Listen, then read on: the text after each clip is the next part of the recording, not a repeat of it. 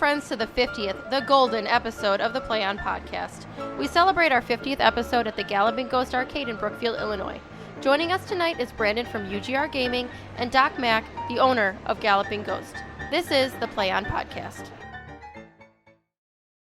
Come bust a move where the games are played. It's chill, it's fresh, it's Play On!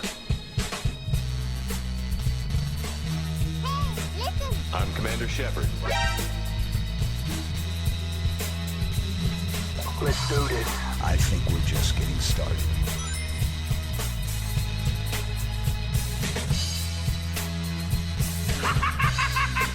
I think there's some school children down the way you can go and find. Hello, and again. Get over here!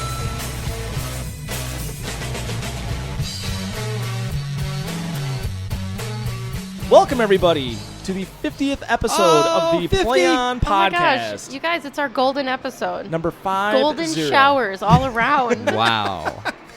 This is the Play On podcast on PlanetArbitrary.com. I am your host, Pat B. of Pat's Retro Video Game Reviews on PlanetArbitrary.com. And joining me tonight, well, who isn't joining me tonight? Right? Everybody's here. Everybody's here. Can you hear the crowd behind us? I know. All we of our got fans. Anthony and Annie are here. I mean, Hey, guys. who else needs to be here?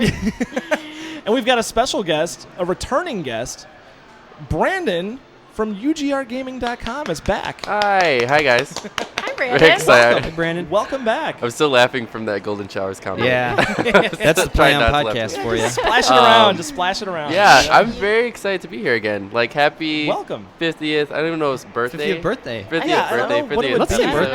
Yeah, birthday. I guess Birthday, so. yes. Yeah. Mhm. Yeah. Yeah. Well, and if you can't hear in the background, maybe you hear the sounds of gaming, the joyous sounds of arcade gaming. But we are recording live at the Galloping Ghost Arcade in Brookfield, Illinois. You guys knew it was going to happen. You knew it was coming. about Oh, yeah. We talk about it every podcast, it seems. We and love now it. it's finally happened. We're here.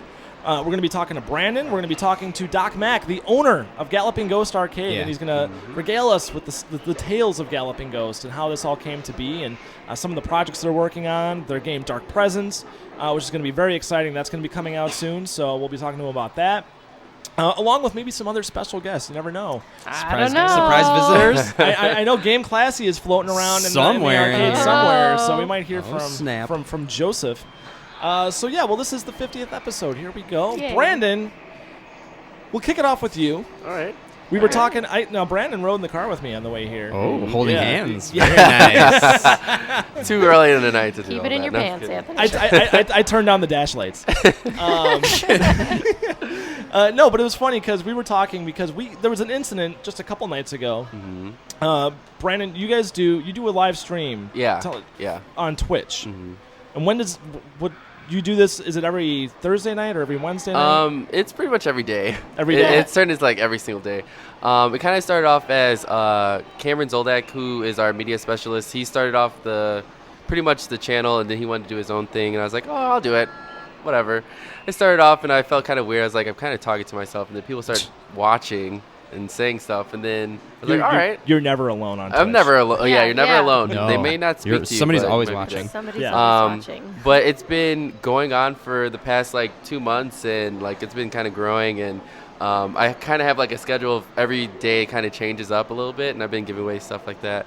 But I feel like I've kind of turned into a weird like radio old podcaster because like, hey, welcome to my Twitch channel. Da da da da da. Hit that follow button. Blah blah. Yeah, the time is 8:40. Yeah, see, exactly. I should do that now. I should start doing that.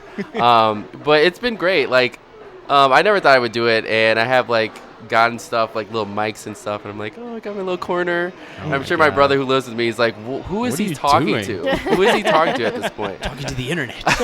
These are Talking my to the internet, leave they're me my alone. friends. Leave me alone. Yeah, my internet friends, you're not cool enough. Get out. But yeah, it's been going kind of good. Oh. And I'm you know, sorry, can I just interrupt yeah, you go and ahead, just go tell ahead. you that a little kid just peeked his I head through just saw that that. I door, just saw and then that all too. this, and then you said you're not cool enough, get out. I know. I just thought I was like, I jeez. felt so bad. No, like, don't. no, It yeah, was no. funny. Okay, I'm sorry. Keep going. And you know, the stuff with the website, we just got a whole new like layout, which is pretty awesome. Do you design your website yourself? No, actually Cameron's friend, who's like also like a website designer, Uh-huh. he was like, okay, so your website has been down for 2 months. I'm gonna surprise you with something fun. And I'm like, all right, cool. It's not like it's already down already. Yeah. So he pops up with this website, and I was like crying for 2 days, and I'm like, it's so amazing, it's so pretty. So that's kind of pretty much same old stuff with us. That's awesome. So it's kind of slow with the news world. Yeah, well, not really though, because you had messaged me and said you should check out the Twitch feed. Yeah, and I explained to you in the car just so you wouldn't be blindsided by this. I am very anti-Twitch. True.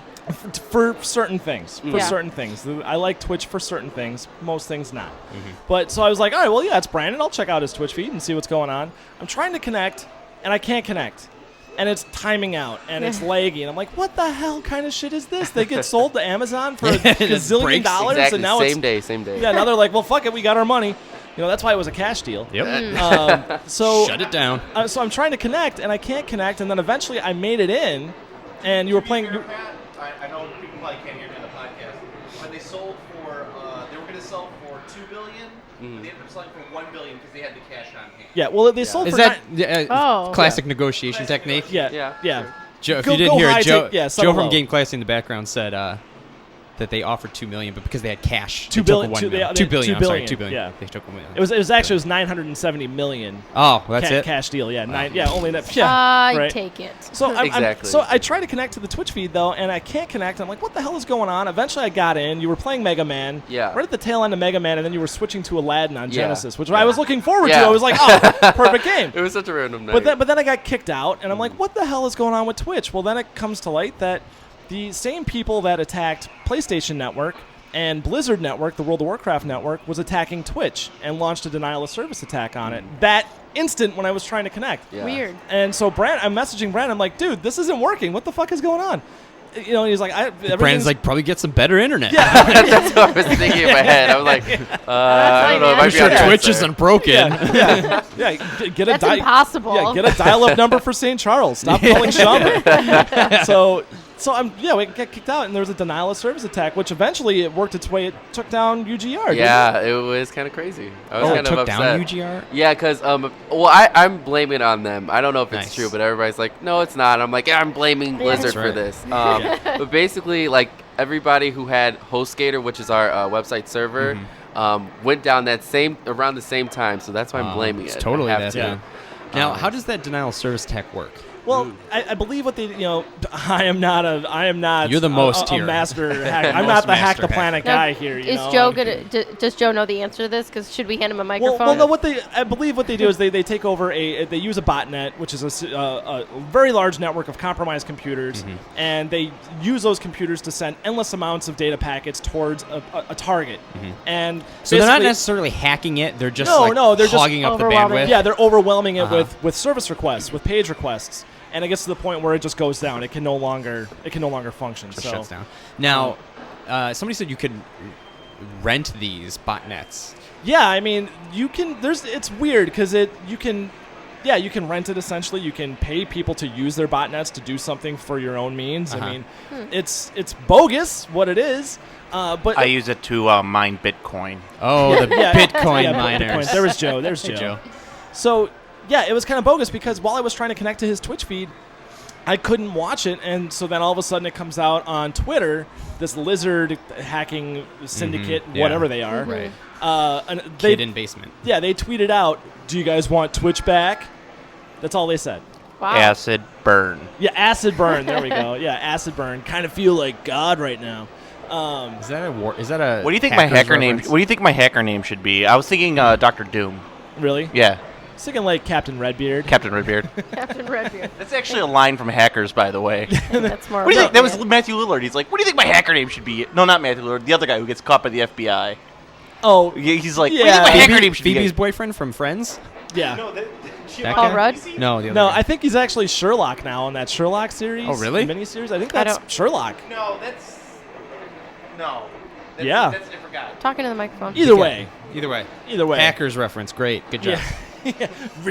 Staying in the present. I'll never forget Angelina Jolie talking about risk technology will change everything. 50, it's like, 56K dial-up. Yeah, 56K modem. So yeah, they were like, "You want Twitch back?" And I was telling Brandon, I was like, "Fuck you guys!" Like, I'm sure you guys play video games. No. Give us our games back. What does gamers do to hurt you? You know? Yeah. Why video games? Well, yeah. And I Who said, hurt you? You have been hurt. And then they threatened. What's the Sony president's name now? That guy. That John guy. something. It's not John. It's John. not Jack Trenton Pretty anymore. sure it's No. Brandon.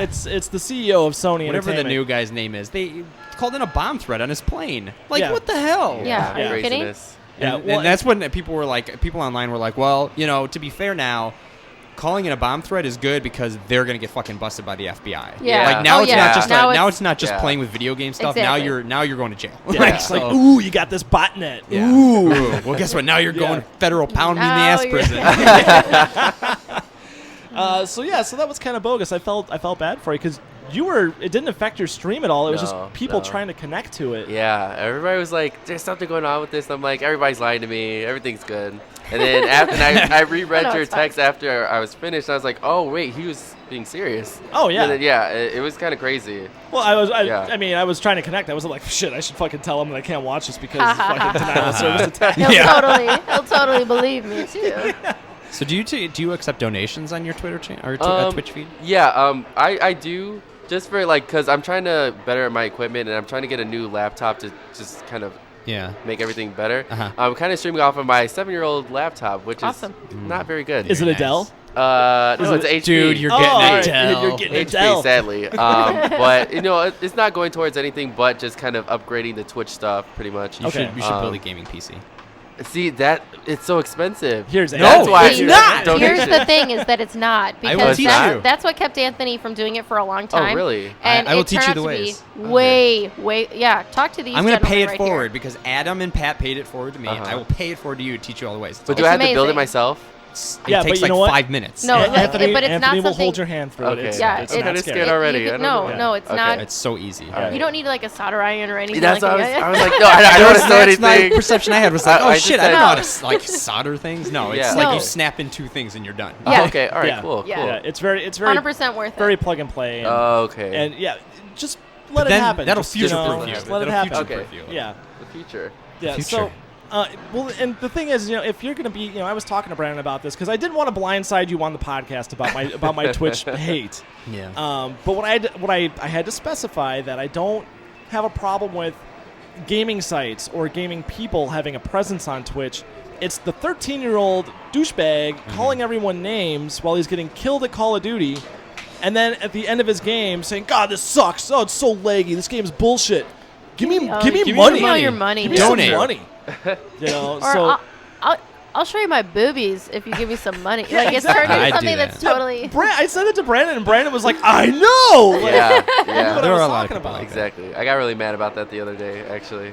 There are a lot of people on YouTube that do that too. It's just they will Yeah. abuse it no matter True, what. true. Yeah, but I mean, at least in YouTube, it gets buried. I mean, Yeah. Twitch, it's so easy to browse, and YouTube, it just gets, Yeah. lost in the YouTube hole. Now, what's the new thing with Twitch? So, no longer something with music, right, or copyrighted Well, material or copyrighted something. material, Oh, and yeah. there's a. Yeah. Maybe you know about this. Maybe Are you you know. aware? Well, Are I you don't. affected? I don't have like extensive Twitch experience, so I don't know the exact thing it works because I just stream off of like my legal game capture. Okay. I think it's something to do with music for sure because of YouTube or something like that. Well, you can't use.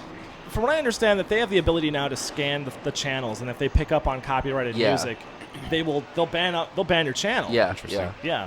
But this filter not being perfect was Mhm. picking up on other things, and people were getting banned for not copyrighted music, original music, and then people lost So their when shit. you say that, is that just like if they're listening to music in the background? Like I don't Yeah. understand. Really? Like Or- so if I'm just listening to like or my game Bruno music, Mars, right? Yeah. Yeah.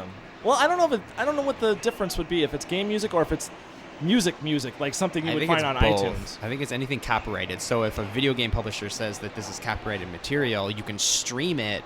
You can like live stream it, but they don't want people recording it and then like saving it. I think that's what it was. Now, Oh. granted, I don't know for sure, but I think it has something to do with that. And they said that they will chunk out 30-minute sections. Yeah. So if the scrubber picks up on it, then and it's like one that you're saving, like they'll chunk out 30 minutes of that as like a blackout audio. Like it'll Right. just keep playing video but no audio. Yeah. Something really weird like that. Well, and they're also starting to use methods to kind of prune down those those massive storage servers that they have Yeah. for all of that gameplay footage Yeah. that's not being watched by anybody. Right. And that was even acknowledged by Twitch, Yeah, saying what are they gonna do with we it? have literally infinite amounts of server space being taken up by 10-second clips that nobody is watching. Yeah, they need to get rid of that. So yeah, they put a time limit on it. They said certain highlight clips will only be available for so long, and if you want to keep it indefinitely, you have to save it as like a highlight, your personal highlight clip that you keep in a personal collection of video.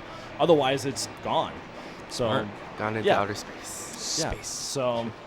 That, and they were bought for $970 million. Very true. By Amazon too. I was kind of I was kind of surprised about that. Yeah. I mean, Amazon seems like they'd have the money to be able to do that, but I just don't. I don't know. I didn't see. Amazon wants a YouTube. Yeah. Makes sense. Give the man a microphone. They can take the technology from it. Somebody kept saying there was a bunch of fake mock-ups of people watching the video stream, and then it would pop up and be like, "Oh, you liked watching this person? Here's all the game stuff that they bought. Would you like to buy it on Amazon.com?" That'll happen very soon. Amazon does that to me all the time. It's like I searched once for the mixer on Amazon. Yeah. 2 years ago. And it keeps was sending you stuff? Hey, are you still looking for that mixer? Yeah. I know you didn't buy anything even remotely close to that on our service, but hey, we saw you searched it. Do you want to hang out? We really think, we have it if you want it. Sure. So even if you did buy it, you can get another one. Yeah. If you want two, we'll give you 3. I can't rip on Amazon too much because they really I did. love Amazon. They came through in the clutch for me when my wife dropped my tablet in the bathtub. I remember that story. Yeah. So and now I have my second one here, and she's still kicking. Well, my wife still lives dangerously and will use the tablet in the bath. This one? Boy. This that very you're holding? one. Yeah. Okay, Actually, did even you right know that before they we have started cases that are really meant for children using? Bathtubs. Yeah. But they're waterproof. I mean, they're. No, I don't want to do that because it'll encourage. She'll be like, "Oh no, shit! I don't even have to pay attention to this thing. I can fall in the tub, and who gives a shit? He'll never know." She'll do it on purpose just to be like, "He'll never know it was in the tub." Oh my gosh. She will. Michelle. She'll do it. Yeah. I know. Put it in a Ziploc baggie. Yeah, that would actually be kind of fun. Actually. Should try it. It'd be a lot of fun. But you can't get wet. Don't. It's a gremlin. So, He's a gremlin. let's see. Also, Gamer Chat Weekly. What's going on with Gamer Chat Weekly? Well, oddly enough, they're coming to their 100th episode pretty soon. Oh. Very So, soon. well, thanks for gracing us with your presence on our lowly 50. On our lowly 50. You're 50 episodes ahead. But I have a really big surprise for them, but I'm not going to tell them. But it's going to be really exciting, kind of. I can't even say it because I don't want to give it away. You bought them But- golden dipped PS4s. True, very true. Pretty How soon. did you Pretty guess? soon. How did you know? When is the 100th episode recording? Whenever they get to do it. Nice. Really? Yeah, because they're so busy with their schedules. Now it's getting harder because they all have full-time jobs and it's just all that kind of stuff. Grown-up stuff. That old chestnut. Uh, Life will get in the way. True, very true. That's so hopefully exciting. soon. Yeah. Yay! and that's 100 that's episodes. Cameron, Angie, and Jerome. Yes. Yeah. Yes. Yeah. Yay! Excitement. Congratulations to your 100th episode. Yeah, Woo. that's awesome. Cameron, Yeah, Andrew, congratulations. Yeah, congratulations, guys. That's awesome. Wow. Yeah. 100 strong. Little You're inspirational. unknown bit of trivia here. UGR Play On Trivia. There is a unaired episode that I appeared Very on Gamer true. Chat Weekly, and it never aired. Very right. true. So technically, it's your 101st. Yeah, that is. You know what? And the thing about that, I was so mad when I found out. They're like, "Oh, so we record this episode, but it messed up." And I said, "Okay, we'll get Pat on again." And they're like, "We can't get him. We have busy stuff going on." So we're still trying to figure this out. We're gonna happen. It's Yeah. gonna happen. It will be put out there in the universe. It's like how hotels don't have a 13th floor. UGR just doesn't have a 100th episode. They just skip to 101. You know that it's there. I mean, because It's obviously the 14th floor really is the 13th. It's and really- the 101st Yeah. really Yeah. is the. Well, and I'm really difficult That's to reach okay. too. I only connect once in a while when I get to a high peak with my sat phone. With your dial-up. And with my laptop when I'm in the mountains in Afghanistan. So, so yeah. Well, that'll be exciting. I'm looking forward to that. So, anything else going on? I know you had the giveaway as well too. You guys just had a giveaway. Oh, we have lots of giveaways all the time. Which I don't know which one you're talking about. Was it it was the capture card? Oh, wasn't yes. The illegal game capture. Basically, what happened is that I had a wish list on Amazon, and I had it on there, but I just bought it myself. I was like, I'll just buy it myself. And then, like 2 weeks later, it shows up at my house, and I'm like, wait, what is Sweet. going What on? just happened? So I was like, well, I'm not gonna sell it. Like someone bought it for me, but there was no name on it, so I couldn't thank anyone. Yeah. So I was like, all right, well, I guess I'll pay it forward to someone else. So I just did it for like 2 weeks, and I did it on a live stream. And basically, what I did, I drank, and then I played. Have you guys seen that PT demo on PlayStation 4 for Silent Hills? No. Oh, Well, no. basically, it's like a first-person horror game, and you're looping in one area of a house like the entire time, but it changes every time. So and it gets scary, kind of. Is that that's not the one that... No, that one was Outlast. Outlast, yeah, it's kind of Oh, like okay. that, but it's just it just keeps looping, and everybody's like, "What is going on? You keep going to the same door." I'm like, "Yeah, but it's changes." That's creepy. And so I was freaking out pretty much, and then it got to 71 viewers, and I freaked out, and then we ended up giving it away to somebody, and yeah. How did you decide? I picked someone. There's this thing called Nightbot, and it's this thing that sits in your chat and it moderates the whole thing. So it picks people who are have been active in the chat with you, and then it'll just randomly pick somebody. So that's what I just did. awesome. Oh, okay. Yeah. So it'd be that fair. makes sense. It's I like really you better cool. than that person. Yeah. Oh, yeah, no, it's Right. 2014. Yeah. It's technology. Yeah. Technology. Well, that's awesome. Well, Brandon, thank you so much for joining us Yeah, on this no 50th problem. episode. Yay. We appreciate you coming out. Can I run around and play video games now? Absolutely. Yeah, I'm at it. Yeah. He's Hit up already the got police one training. foot off of Yes. his chair. He's like, Yes. okay, I'll see you guys He's later. see you guys later. literally He's not He's like, even, I don't care about this. yeah, he's not even facing us anymore. He's had his back to us the entire I time. keep seeing this one over here. I'm like, Yeah. I want to check it out. I want to really try. quick. I want to Well, play. Brandon, thank you so much. Thank you. Congratulations Thank on all you. the success Thank with you. UGR, Yeah. and congratulations to you guys. Thank you. Thank It's not about me. It's about you guys. Happy 50th. Thank you so much for having That's me. where with that you. two best friends. Thanks, Brandon. All right, Great. everybody, please welcome in a very special guest. We're very excited to have him here, Mr. Doc Mack, the owner of Galloping Ghost Arcade. Hey, everybody.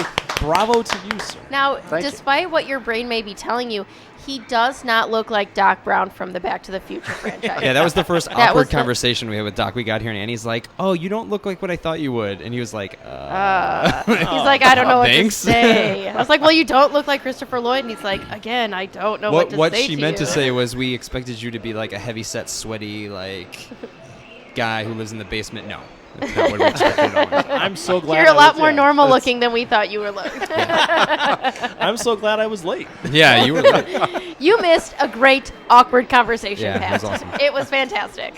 Well, welcome, Doc. This is we're so happy to have you on, and Thank you. and thank you for having us in your in the church. Basically, this is I consider this my church. we've This talked is about it Doc's on so house. many episodes. Yeah. Like, it's just an I, unbelievable I place. appreciate that a lot. Oh no, you're very welcome. Yeah, Happy to have you here. Yeah, So. we finally, when we started the podcast, we were saying, we're recording live at the Galloping Ghost Arcade, and I'm sure everybody listening that has listened to previous episodes was like, finally, these Yeah. fuckers will Yeah. just finally do it and stop talking about it, because it's every episode, it always somehow comes full circle, and we're like, hey, we'll go with Galloping Ghost. That'd be sweet. Yeah. So, well, thanks for having us out, and we have so many questions for you.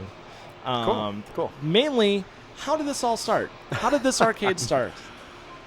Oh, it's honestly, it was kind of a whim. We had done we were working on our Dark Presence arcade game that we were putting out with Galloping Ghost Productions. We had gotten out of the studio, and the goal was to open an arcade after we released the game.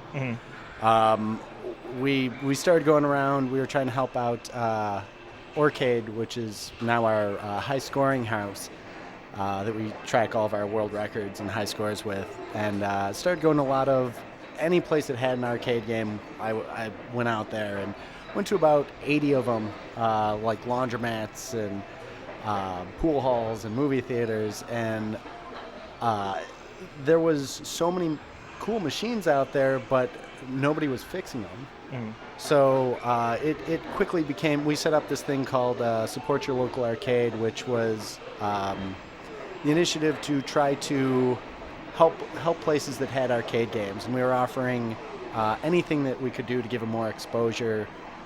We were offering to fix all their arcade machines for free. Wow. And nobody wanted to take us up on it. And it was like, I wanted a place for my guys on the production end to go play Mortal Kombat. I had a cabinet in my house, but I wanted them to go out and play it in the wild. I could not find a fully functional MK2 machine in Chicago. Wow. Really? It was mind-blowing to me. Like, there were so many of them out there everywhere back in the day. Yeah. And then to not, like, there were places that had it, but sticks didn't work, buttons didn't work. So became more of a thing where we were like, after the game's done, we're going to open this awesome arcade. And I wrote the business model for it about 4 years before we actually opened the arcade. So we had this business model, and initially one of my actors was selling his company, and he came up to me and he's like, I want to open something new. What would you do if you had the money to open up something? Well, let me tell you. And I happen to have a business plan here. I actually had a few, but this was the one that he really liked. And he's like, "Can I open this arcade?" I'm like, "Yeah." Like, yes, the please. Yeah, I'm like, the more arcades, the better. Like, I'm going to be opening one. It initially wasn't even going to be like my place. Yeah. So then he started. He had a lot of questions. He's like, I don't know about arcade games. He's like, I don't know where to buy arcade machines. I'm like, all right. Like, I found this giant lot. It was 114 arcade machines out in Iowa, and it. How did you find that? Wow. Was it Craigslist? Secret connections. It actually was Craigslist. Was it was really? Like one check for arcades. It was like the first thing there. It's like, Wow. all right, I'll call this person That's up. fate right And there. Yeah. Seriously. It was just amazingly easy to open the place. Like, everything Wow. just fell into place, and it was like the landlord. We started going to other places that like other towns, and everybody was like, no, you can't. He was going into places, and my original business partner, and they're like, no, we don't want arcades in our town. There's gonna be kids hanging out there, and it's surprising that arcades still had so many bad connotations with them. And That's insane. it really is. That's very footloosey. Yeah, right. That's crazy. And the business model had so many positive aspects to it, including, like, we wanted to do a lot of teaching elements here and teach people how to wire arcade cabinets. And from the production end, we wanted to do teach game design and game development and stuff. And it was a very positive atmosphere that we wanted to create. And just nobody wanted us, that he was going to. So literally the day that we were going to pick up the machines in Iowa, I called up a guy that I had rented all of my studios from, and I told him, like, I'm coming back. I've got 6 truckloads of games with me. I need someplace huge that I can open an arcade. Yeah. And he's known me for 20 years, and he's like, okay, put it in Brookfield, and you can have this building. Wow. And we literally drove up and got the keys at the same time. Oh my god. Oh my gosh. Wow. That's And awesome. It just all worked out so perfectly. So you opened with the 140 that you got from Iowa? No, we actually, after that, I picked up 87 in Tennessee. Wow. And then I just started buying left and right from Craigslist and eBay. And it was the big problem with the ones from Iowa and Tennessee. Of the first 114, only 8 turned on. Oh, jeez. wow. And even though they turned on, but they didn't work. So man. it was basically I had to step away from my production end and go full time on fixing up cabinets. And literally, we've done like cabinet design, and I've rewired cabinets, but not for every rebuilding single them. arcade Yeah. ever created. So there's a lot of unique things that popped up, and it's always been great fun for me to just keep learning new things. And it was something that everyone that started working was just so satisfying to be like, it was that we had all these games, and it's like, I want to play 1942 right now. So It's right there. it is. That's actually the first game we got working in the arcade. Oh, man. It's Special. a very special Yeah. game. So That's awesome. I love how, like, in the middle. I mean, this place is very big, but like in the middle-ish area, it's like there's these glass windows, and you look in, and it's like the surgery room for all these arcade Yeah. cabinets. And I was like, when I saw that the first time I was here, I was like, this is so cool, because it's like you guys are not only running the machines, but you're fixing them. Yeah. And like, it's awesome. that was one of the few misfires about the place. When the original design of the place, I was like, yeah, I'm going to do all my repairs here. We have so many people that ask about repairs now that we just do them right on the floor so people can watch and see what we're doing. That's a good idea. Oh, that is. It's That's really cool. Well, that's perfect to incorporate the teaching aspect that you had originally wanted. So it is, and like the teaching element of it, like we've had, I believe our second wiring class that we did, we had over 50 people show up for it. wow. And one of the people that showed up was Scott Lambert, who is immediately following the wiring class. He's like, you made it look so easy. Like they're giant boxes and they seem very ominous to work on, and they must be very technical. And honestly, it's like 56 wires and it's all pretty straightforward. And he's like, you made it look so easy. I think I could open an arcade. And he turned around and we helped him open the Underground Retrocade, which is they are at 104 games now. They're out in Dundee. I always forget if it's East or West Dundee. But it's great that it's helped perpetuate more arcades. And even that has grown into, like right now we're talking with 8 different people about opening arcades around the U.S. That's awesome. And it's that's super inspiring. That's yeah, really cool. it is. That's really cool. Yeah, so what was the original total cabinet count when you first opened the doors? Day one, we had 130 cabinets. Wow. By day, and we opened for, I believe it was a 48-hour launch. It was, we were just open around the clock, and about 30 games went down within the first 24 hours. So it was no sleep, just anything went down, you fix it. And it was, so many of these things hadn't had the giant run time of being on for 2 days straight. So it was surprising that when they went down, everyone was just like, oh, what am I going to do here? I got to get this back up and running now. Like, because we had a really great launch. And there were people, there's a giant crowd out in front. And it was, fortunately, because of the production end, we have had so many friends in the industry that started spreading the word. And we had, like, the Mortal Kombat actors were here. And that was magical, by the way. Thank you for that, because I'm still like jittery a little bit.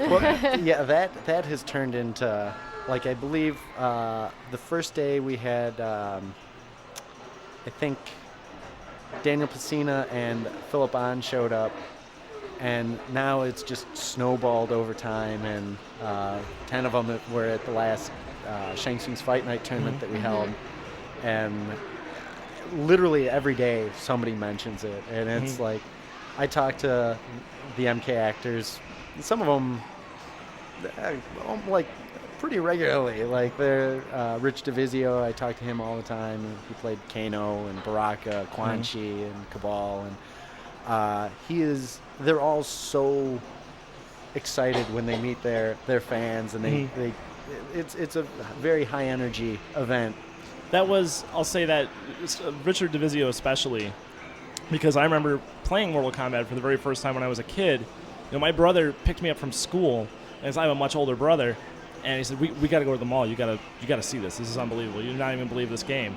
And we went out to the mall, and there was a line outside the arcade. It was Pirate's Den was the name of the arcade. There was a line outside Pirate's Den. I was like, what are we doing? He's like, you got to see this game. He's like, it's a fighting game. He's like, we'll get up there. He's like, I'll pay for your credits, and I'll play it. I was 12 or 13 years old, maybe. And we got up to we finally made it to the game, and I was, kind of peeking behind people's backs, to look at the game.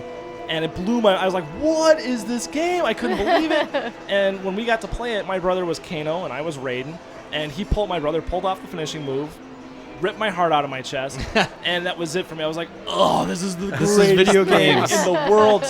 So when you had the Shang Tsung's Fight Night and Richard DeVizio was here, who played Kano, I told him that story. And literally, he's like, well, let's get a picture. We got to get a picture, man. And he did the heart rip motion to me, and I was just like, I was in another world. I felt like I was in the game almost. I was like, I couldn't even look at him as Richard DeVizio. I literally just saw Kano. Yeah. I was like, you have one glowing red eye. Yeah. And you're reaching into my, just do it, man. Just rip my heart out. Like, it was the greatest thing ever. So, and the nicest people. They also, really I mean, are. all of them. I can't say. Well, one of our first anything more. interviews was with Carrie Hoskins Branson. Like Yeah. a couple years ago, we interviewed her because she was running for local office. Yeah. And like at the time, it was like it had come out that she played Sonya Blade in Mortal Kombat, and so it was such a weird full circle thing to have that interview, and then have discover this place, and then have that event occur. I mean, it was just what a weird small world of just things happening. Yeah. So going back from launch, from that first night, you had 100 some odd games. Now today, how many games do you have in the arcade? Right now we have 413. Wow. Shit. I mean, it's when you walk in here, it's like what you, if you've never been to an arcade but you've heard, like it's in your mind's eye. That's what it's like. It's just exactly, like walls to walls arcade Yeah. cabinets. It's awesome. It is. It just never ends, and there's turn after turn, and then you look down an aisle and you're like, geez, there's just like 30 more games down there. Yeah, and like there's more games Yeah. like that are not even on right now. You know, like Yeah. there's all these that are on, and then there's more back there, and Yeah, like I'm looking through this room, and it's all like it doesn't even. I can't just see the keeps end of it. There's going. just more games. Well, we just added our, and we were doing our fundraiser, which was going great. The goal was to get we have our main floor, and then we have our first expansion area, which is not next door, but one door down. Mm-hmm. We had all of our pinball machines over there and about 40 more arcade machines. And we were doing the fundraiser to buy out the middle business, so I can knock down all the walls, and we'll have space to add probably close to 300 more machines. Wow. Oh my god. Right now, we just did our first part of the expansion, which is it's like a 20 by 20 back room area, and it was a space that when I bought my business partner out, my landlord was like, "Oh, that's cool. What can I do to make it even better for you now?" And I was like, I just need more space. And so he had his storage that he moved out, and he's like, you can have the third back room area. And now that space, we've moved all of our pinballs over. This week we've been doing a massive reshuffling of all the cabinets, which is why unfortunately a few of them are off today, but by the end of next week we hope to have about 50 new machines on the floor. wow. And be up around 460, 470, somewhere That's in there. awesome. So it's So is there another arcade in this area that is anywhere close to the number of cabinets that you have? I mean, like it just to me seems overwhelming. It's that you have a lot. we're definitely largest in the U.S. The closest one in the U.S. is Fun Spot, and I think they have about 380 or so. Wow. So you just you're just blow them picking out of the them off, water. yeah. You've got a Yeah. lock Like, on it. This is amazing. I mean, like truly an honor that we're here. Like this is Yeah. awesome. This is so cool. Yeah. But it's so like for me, there's still so many games that we want to add to the floor, and I've been in a buying mode lately. I've been finding some just amazingly rare cabinets, and it's really, we've been importing a lot of stuff from Japan, which That's awesome. Yeah. it gives you, like we had Out Foxies, which a great game from Namco, came out in '94. Nobody had ever heard of it. I hadn't heard of it. And usually when there's something I haven't heard of, I try to research it a little bit more, just because Yeah. I've seen a lot of games, but there's always stuff I haven't seen. And it was actually the precursor to what Super Smash Brothers was. Oh, cool. And nobody had ever heard of it. So it's a little bit more, a little comical, a little bit darker though. And I bought the board from Japan, and the game was just amazing. We built it up as this big mystery game that we were putting out on the floor, because nobody would even know what it was if we even said, like, made that the big selling point, that we're getting Out Foxies, like nobody knows. And now it's this huge hit here. And when we run tournaments, people are driving in from out of state. And That's awesome. Wow. It's great to get old games in front of people and see how they receive them.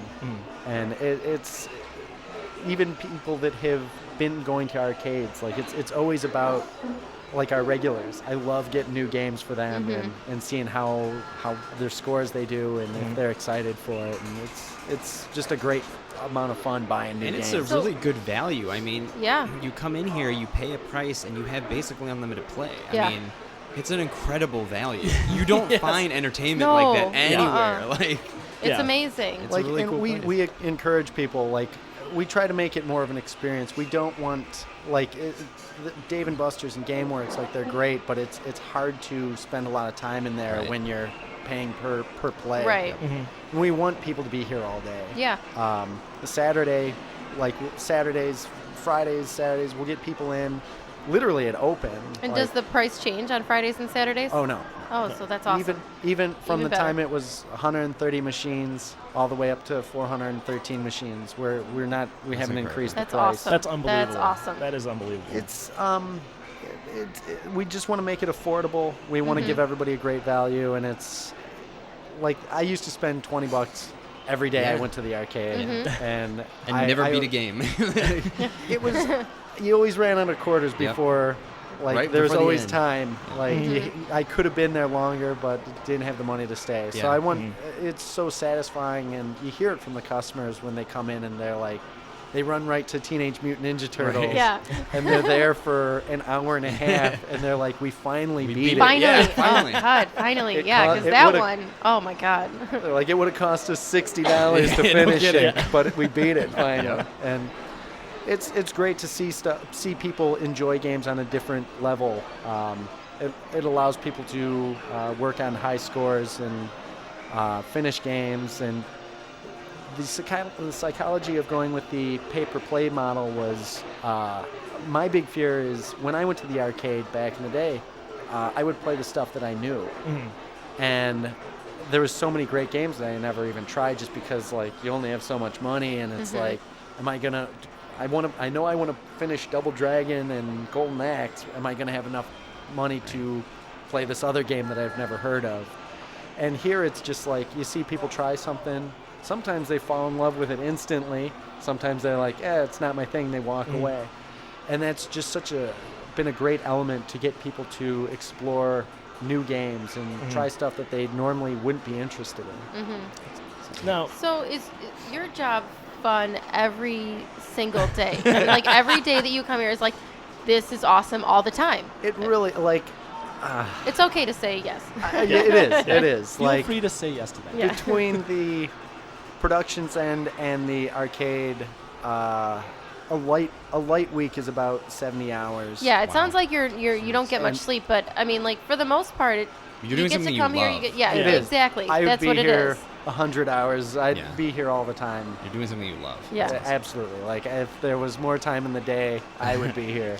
Well, and If it's the girlfriend wouldn't kill me. Yeah. Oh, yeah. but you can tell, like, just talking to you, you can tell that this is something that you're super passionate about, and to like share the joy that you have with all these people.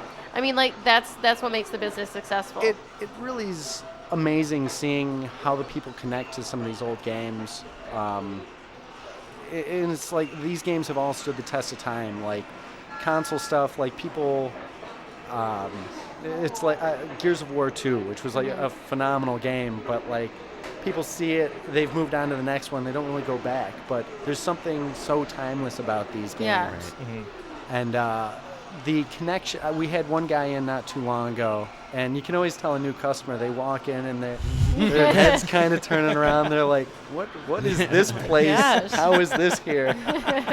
This gentleman came in, and hand over his mouth, he's like, what's going on? He's like, are you selling these? What is this place? And told him the full Is this story. real life? Yeah, and he walked in and he's pointing at games, and he turned the corner and he saw NBA Jam, and he just started crying. And I go over to him and I'm like, you all right? And he's like, yeah. He's like, I used to play that as a kid. And me and my brother, and he had lost his brother, but it just brought back this huge flood of emotions to him. And it's there's so many amazing things going on in this place. You see parents bringing their kids in, and it's parents sharing what they used to play with their kids and stuff, and it's just like it's that in itself is very satisfying, and it's people seeing stuff that they never thought they would see again. And same thing with the people in the industry. Like, we have so many great industry people that come here, and the look on their faces is like, it's so great, and they instantly start reminiscing about, like, wow, I remember when I was working on this game. And then they're sharing these stories, and for me, like, I've known I was going to work in the gaming industry on the productions end since I was super young, and hearing these guys like Brian Colin, who made like Rampage and Sarge, Xenophobe, and he made so many great games. And he stops in pretty regularly, and to hear the stories of how he got to work on these great titles and where his inspirations came from as a game designer myself, it's like it makes it even that much better to have like the people that I've always looked up to like come here and just share their stories. Yeah. It's like, Man, that's awesome. And we've had Ed Boon in here, and George Petro, and Eugene Jarvis, and it's just everybody who's worked on all these great games, and they're so friendly and nice to come and share all their stories. And it's amazing. It's such an added bonus for me. Well, I gotta say, you have a new customer coming. She's only 6 months old right now, but this will be my daughter's first arcade for sure. I'll get her when she's able to manipulate tools and buttons and joysticks. She will be here playing. So that's excellent. One thing, you had mentioned that you were bringing in new games from Japan, and you have been working on games, cabinets for so long. One thing I'm kind of curious about: what is the craziest thing you've ever found inside one of the cabinets? Oh gosh.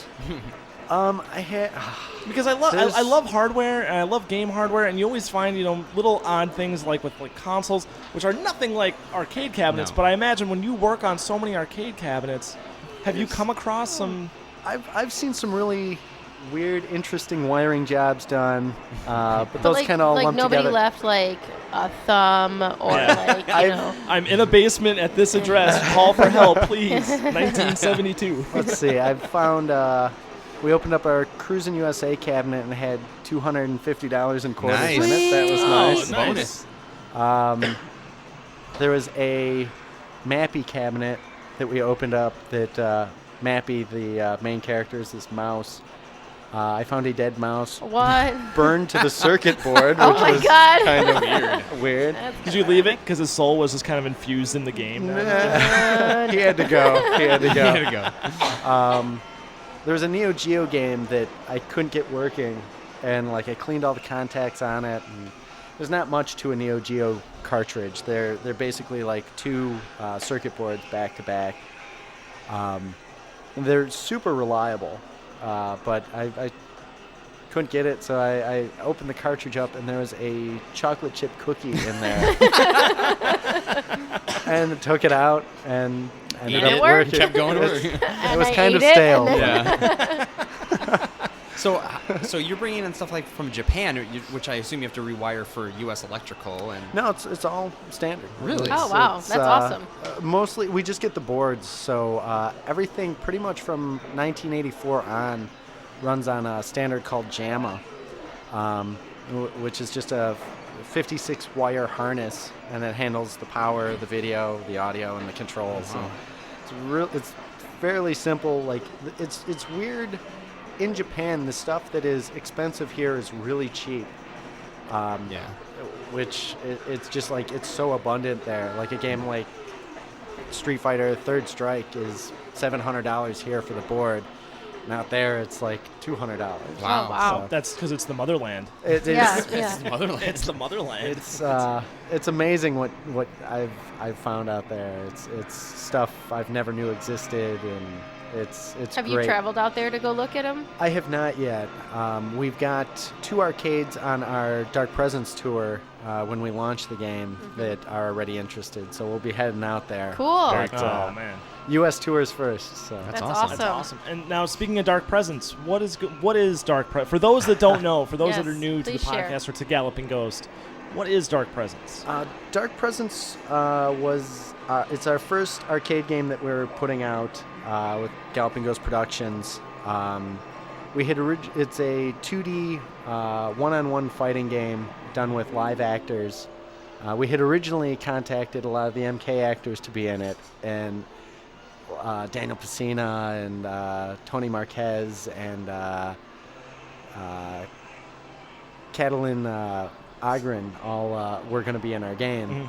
And there was so much filming because the original MK games, they filmed in a day apiece, like a day per character.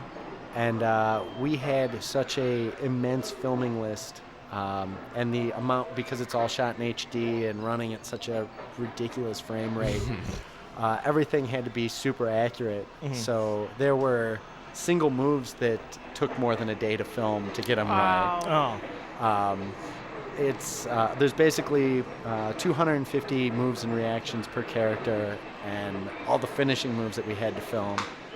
Those we shot like little movies. So every actor had to be in the studio at the same time with every other actor. So it turned into this scheduling nightmare. But we filmed both Dark Presence and its sequel, Conquering Light, at the same time. And we were in the filming studio for about 4 years.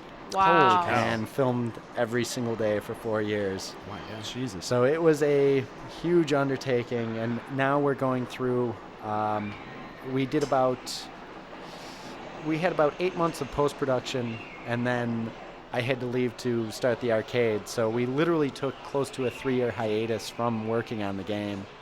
But now we're finally back full swing, and it's been difficult just with running so many events here, and the entire production staff shifted over from arcade, or from productions to arcade.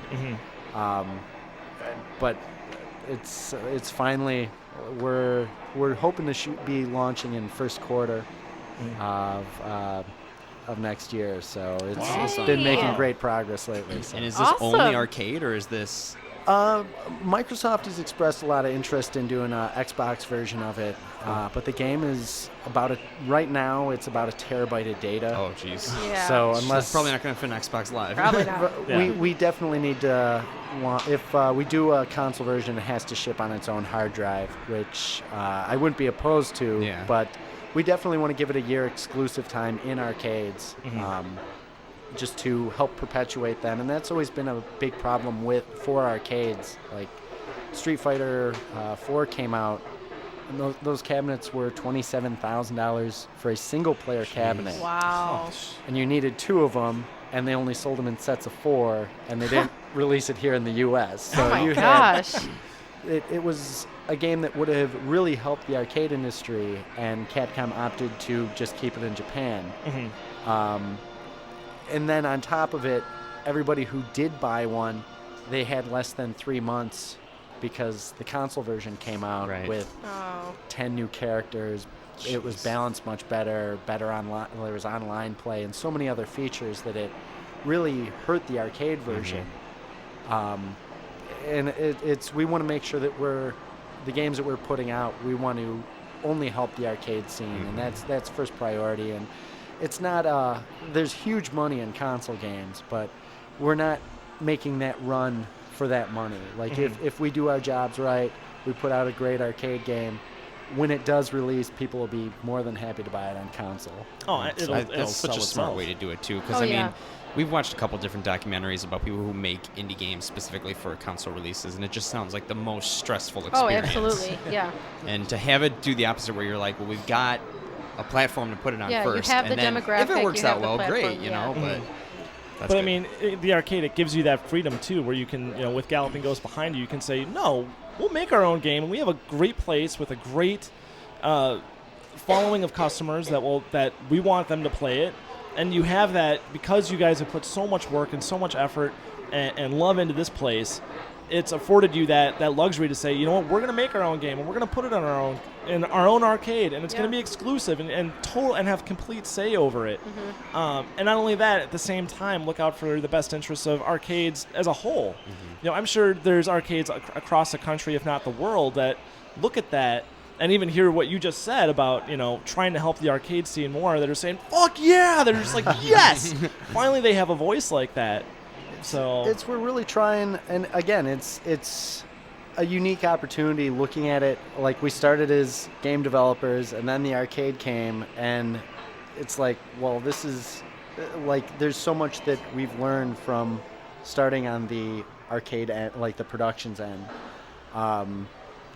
As far as cabinet design, and like we really tried to, like, the cabinet itself is huge. It's a really big cabinet, but even that, it breaks down and to be very modular and pretty easy to move, which most arcades, especially the smaller ones, like, it's usually like one or two guys running them, and it's hard to move these giant cabinets. So we even took stuff like that into consideration, and we really wanted to make it a lot of features on the cabinet to where it's a close experience. If you played it at home, it would be a close experience, but not the full experience. And that was such a huge thing back in the 8-bit and 16-bit days, that really, like, the arcades thrived because the home consoles couldn't do the arcades perfect.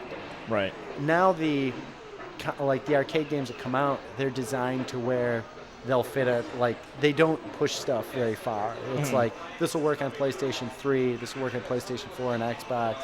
This is the limits that we have to use. Instead of, like, look at a game like Ninja Gaiden or Double Dragon or Narc. It's like those games push the arcade hardware, and they would make some sort of port for the Nintendo. Right. And it would give you a taste, but it wasn't the arcade experience. And honestly, like, game design today, there's so much more that they could be doing. It's like there's unlimited space, and they could be using such extreme hardware that a lot of places just don't. And hopefully if our numbers are good, hopefully it gets more places to do arcade versions and stuff like NetherRealm. Like, we're pretty close with them for the upcoming Mortal Kombat X. Yeah. Super excited to do a cabinet for that. But that's going to be great. How amazing would it be if NetherRealm actually put out an arcade version? Go back to the roots. Yeah. It would be amazing. It'd be amazing. That's awesome. Now that I have you here, there's a question that I'd like to ask you, and maybe you've been asked this before, but this is one that... I know what he's going to this is one that I've always wanted to ask, especially somebody in your position and knowing Mortal Kombat so intimately. You were talking about the arcade games and then the ports at home. I have to ask you, which home version of Mortal Kombat do you prefer? The original Mortal Kombat, and your choices are between Super Nintendo and Genesis. I have to say that I am. I'm not the person to ask for that, as I am unequivocally a Sega fanatic. Oh, my heart. You could just have like Ralph Wiggum. You could just slow it down and see my heart break. I started collecting Sega Genesis games. I just posted this on our Facebook not too long ago, my Genesis collection. You showed me an episode an episode or two ago, and I had mentioned to these guys, I'd spoken to you a few weeks ago about this, and you showed me your Genesis collection, and you said something. Can we see that? Can I see that? Is that Sure. here? Yeah. No, the photos. Yeah. Oh, photos. Yeah. Oh, yeah. But you had said something, and it just, because with me and my own personal game collection, which is very, very small, modest collection compared to what's going on here, but I'm very, very meticulous in particular with how it's organized. And you said something that just, it made me feel so good. And you showed me the pictures of your... you said something about a boner. Yeah, I mean, it was full blood. I mean, I had to shy away from you because I was just like, it was immediately, it rang with it. I related to it so well, and I was just like, he's the real deal. You showed me your Genesis collection, and you said, and showing me the pictures and how the games were displayed, you said, those are all organized by SKU number. Yes. And immediately I thought of my own collection at home, and I could picture my own game room and how I have things displayed. And in my own head, I was like, I've been doing it wrong for years. My collection is a mess. I need to go home and redo all of this by commercial release in order. How did you come up with the idea to do it that way? I had, I don't, honestly, I was really meticulous with my collection. I would constantly take every case down.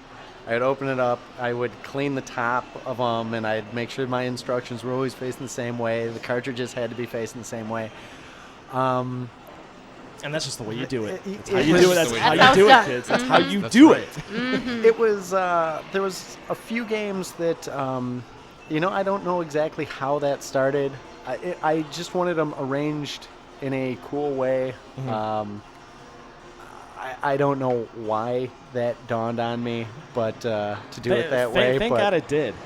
it would take days towards the end. I had it was about 700 Genesis, Sega CD, and 32X games. It was every game commercially released. Oh, man. I was beta testing games for Hot B to see if they would port them.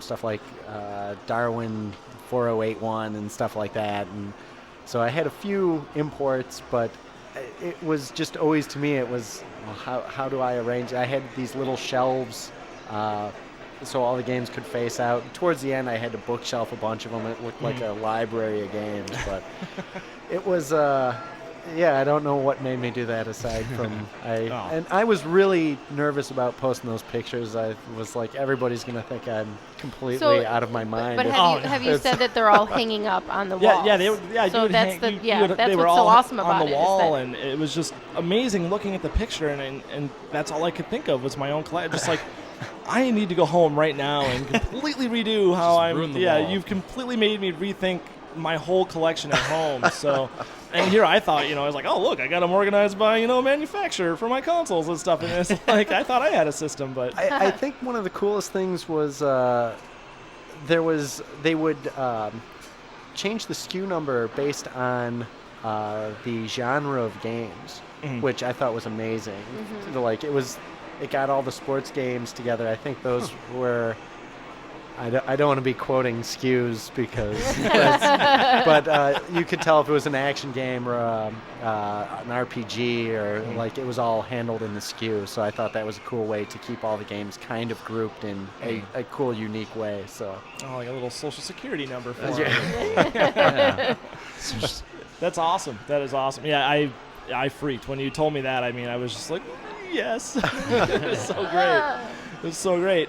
Well, I think we've hit the wall. So give us the rundown then. So the store, the arcade's open 7 days a week. 7 days a week. We've never had a closed day since we opened. Oh man. Open at 1 p.m. on weekdays and 11 a.m. on weekends, and here till 2 a.m. every day. And it's $15. $15 per person. And then you have snacks and drinks up front, which is nice. It's you can leave if you want to go get lunch. You can just hold on to your seat, show that. Just no re-entry fee. And everything's on free play, so no quarters to worry about. That's awesome. It's just awesome. And anyone that comes in, every game posted above each game is the world record scores and the arcade score. I believe you have the Galloping Ghost, the in-house score. So you can try your luck at a world record if you want. I'm at home practicing right now to go after one that's here. Which one? Ninja Baseball Batman. Oh, excellent. I'm going to chase that one down. I've actually managed to get up over 100,000, but I'm still very, very far away from. I believe the last time I saw it here, it was 209,000. Yes, I believe that was done by Aaron Ozens. Okay. He's a great side-scrolling beat-em-up player. He has to be, because I've been at home on my own setup trying to play. I'm just like, how is this possible? How did this guy do this? Like, we've had the gaming talent that comes in here. We have 152 world records set here now since we've opened. That's awesome. There's some just truly amazing players and people traveling in from all over. And again, like, we have about I haven't done the count lately, but last time I checked, there was 80 games that were the only arcade, definitely in the U.S., if not the world, that has them. So cool. It's a lot of unique stuff and some stuff that never had world records before. So Well, Where do you go to get I mean, there's so many places to get console and PC gaming information, and where's the community for arcades? How do you communicate or get insider information about arcades? Is it just actions? KLOV.com, and then from there there's the forums, and there's a lot of Facebook groups, and the collectors. The big collectors out there are. Everybody's in touch with everybody. It's a really strong behind-the-scenes network for the hardcore collectors. And the bad thing about the hardcore collectors is they don't ever want to let stuff go. Against each other. Yeah. Well, and you mentioned on Facebook, if you are at home and you want to follow Galloping Ghost, they are on Facebook. Yes. I highly, highly recommend it. Anyone with an interest in video games, not only do you get to see the new games that they put out on the floor, the stuff that they're working on, high scores that get set, events, things like that, it is extremely educational. There are games that I've been exposed to just off the Galloping Ghost Facebook post that I never knew existed, that I was like, well, I turned to my wife, I was like, hey, Saturday, I have to go. Primal Rage 2 is at Galloping Ghost, and I have to go play it. And so anyone that wants to learn more about the arcade or just about gaming in general, should definitely check out the Facebook because it's amazing. It's Thank you. It's the highlight of my Facebook feed. One of the highlights. So we try I to love post often. It's actually Galloping Ghost Productions. We cover a lot of the arcade news, and then that's our group page, and then we also have a Galloping Ghost Arcade fan page that. If people go and like that, then they'll be getting all those updates too. So it's awesome. I highly recommend everyone listening to check it out for sure. And Doc, thank you so much. Thank you so much. Thank you for doing what you do. Yes, he's the Indiana Jones of arcade games. I'm telling you. It belongs in the museum. It belongs in Galloping Ghost Arcade. That's right. So thank you so much for coming out. We greatly appreciate it, and for having us here. This is amazing. Thank you. The door is always open should you want to do this anytime. Thank you so much. Thank you. Thank you. And then we'll do an ending separate, I guess. I have to ask, where did the Galloping Ghost name come from? Yeah. The initial concept was off of a World War II bomber. My brother was writing helping somebody transcribe a World War II book that they were writing, and they had all this side art that were on planes and stuff, and he had taken it and changed it for a band poster, and I saw it and I was like, it was pretty cool. It didn't have everything that it has now, so changed it up a bit, and I got it tattooed on me when I was 16, before I even had the company, and it just kind of evolved into the company logo. Like your brand. Show us. Yeah, that's awesome. That's awesome.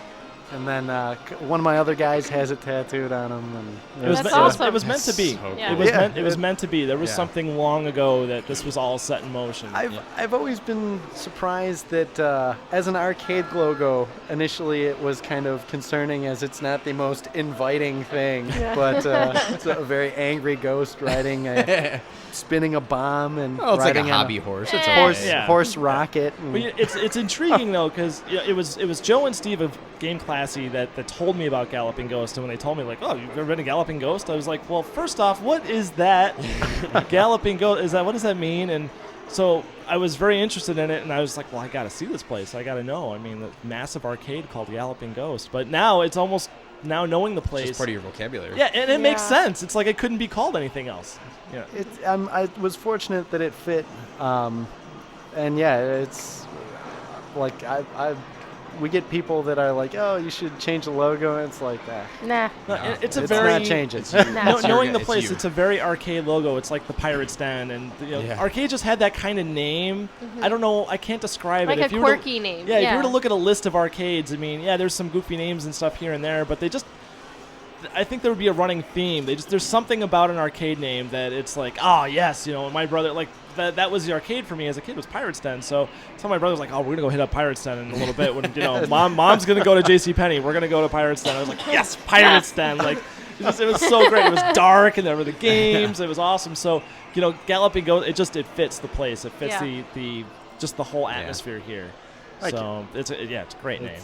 it's always awesome seeing. I love seeing people out front taking pictures of it. It's to me that it means a lot to me that people are like the logo and That's awesome. Somebody's kid in school made this Christmas ornament of the Galloping Ghost. It was kind of like they put it on a shrinky-dink thing. And cool. The kid brought it in, and it was like, oh, that's amazing. That's That's awesome. so cool. That is awesome. Have that up at front for 3 years now, so it's That's awesome. So awesome. That is very cool. Well, Doc, thank you. Yeah, thank you. again. Thank you so much. And everyone, check out Galloping Ghost.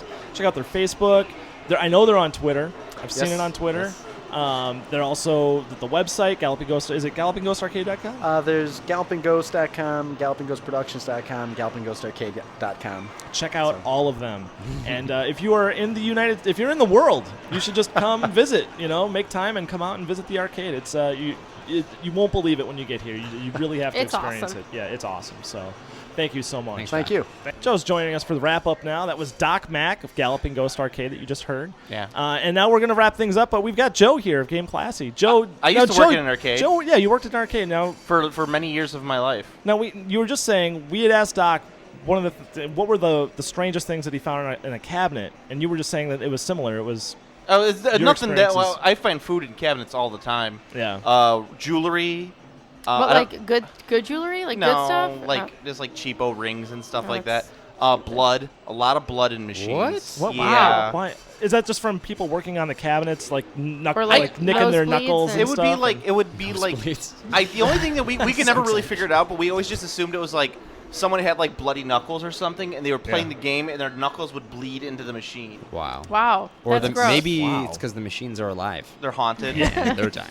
and And dying. And the worst thing about working in an arcade is the ticket machines, because A, people are insane about ticket machines, and B, we constantly have to refill them, and then there would be like, you go to other machines like, I don't know, Street Fighter versus Capcom, and there'd be a ticket stuck inside the coin slot. I'm like, What the fuck? somebody's doing that just to be an asshole. They're not doing that. No. That's a kid saying, "I think this ticket goes in this coin This will slot." turn this machine on, right? Necco wafers Isn't in this there? how this works? What the funny thing was that's how they would train us, is they would give us like scenarios on like how to fix a machine, and it'd always be like, there's a ticket inside the coin receptor slot. You've done this one like 8 times for us. So then, okay, so blood was the weirdest Semen. thing, I mean, I never saw it as weird. I just but that was just a daily thing. yeah.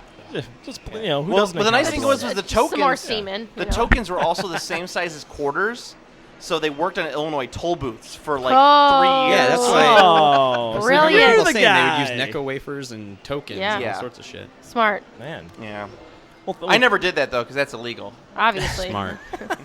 Joe is a law-abiding citizen. Yeah, that's right. Those Chuck E. Cheese tokens don't. They don't pay the bills. They're not legal tender. Yeah. I didn't work at Chuck E. Cheese, but yeah. Somewhere there's a tollway official trying to convince a construction crew, please, these tokens are legal tender. Please resurface all of the tollway with these. Please. You can use these for tickets and prizes. Pretty much. Joe, what do you think of the Galloping Ghost? Oh, I like it. I like that they got old games. I'm not a fan of like fighting games, or even 2D. I'm not a huge fan of 2D side scrollers. I like them, but I was always a fan of like. What the hell were you mashing on in the background over there? Track Yeah, and you field. Looked like you, At one looked point like it was you like- beat the world record. You were like, yeah, like by yourself. No, I like games like I'm a sad arcade gamer. I like Burger Time, Tap Out, Centipede, Cubert. Well, those are classics, though. Those Yeah. are Good they games. never die. Those are Star Wars Arcade. That's what I like. I like arcade games like that. That's Yeah. I Moon don't- Patrol. Moon Patrol, yeah. The Zaxxon. Simpsons. Yeah, Zaxxon Simpsons. Yeah, Simpsons. The Simpsons. The Simpsons is that side scroll. That game's only fun if you got like 3 other people playing with you. Like the X-Men game. They have the 4-player X-Men game here. The epitome is the 6-player one. And that's where I cut my teeth on arcade games. So. Nice. Well, Joe, And, the only other thing is that if you do go to an arcade, a sign of a quality arcade is a gun has to be calibrated on a shooting game. Yeah, that's If, always. if that's something's always not the problem. calibrated, I'm out. I'm done. I'm out. Out does not get Joe's Yeah, approval. does not get Joe's approval. and are things calibrated? Are they up to code? Up to Joe code? They're about 75%. Yeah. I've come I across a agree couple with that. games that I was just like, oh, come on. Well, maybe you need to be on the staff here, Joe. Yeah. Yeah, I'm sure I could give Joe up knows my- a lot about calibrating guns. a lot about calibration. Screen calibration. That's an important aspect of life. Adjust the tracking on your VHS. Well, Joe, thanks for coming out No for problem. our 50th. We appreciate you making the trek out here. Thanks. I came for the Chinese food really next door. Yeah, you did. Yeah, there is a Chinese restaurant right next door, and it's pretty good, actually. So, but thank you to all of the guests that were on the podcast for our 50th. Brandon of UGR Gaming, ugrgaming.com. Be sure to check them out at the website and also on Twitch.